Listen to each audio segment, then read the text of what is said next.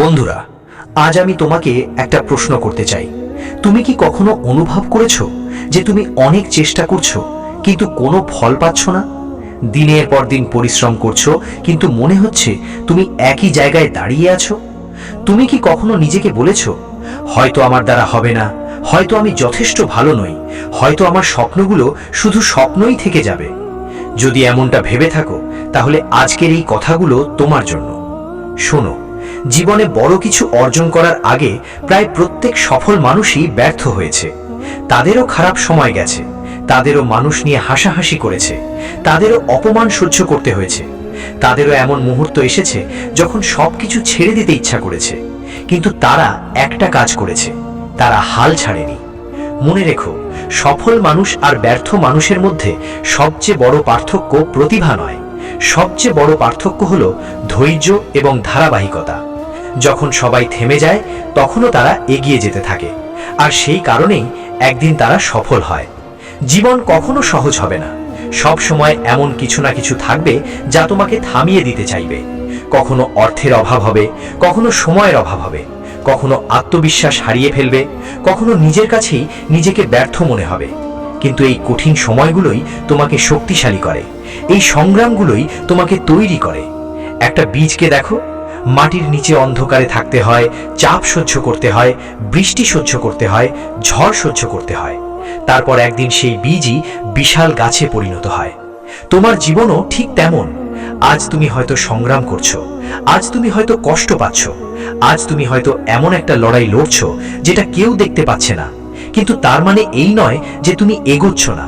অনেক সময় সবচেয়ে বড় পরিবর্তনগুলো চোখে দেখা যায় না, তারা নীরবে ঘটে, ধীরে ধীরে ঘটে, আর একদিন সেই পরিবর্তনই তোমার জীবন বদলে দেয়। সমস্যা হলো, আমরা সবাই খুব দ্রুত ফল চাই। আমরা 1 মাস পরিশ্রম করে 1 বছরের ফল আশা করি।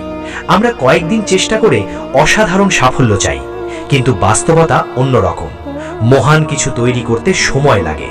একটি ভবন একদিনে তৈরি হয় না, একটি গাছ একদিনে বড় হয় না, একজন সফল মানুষও একদিনে তৈরি হয় না।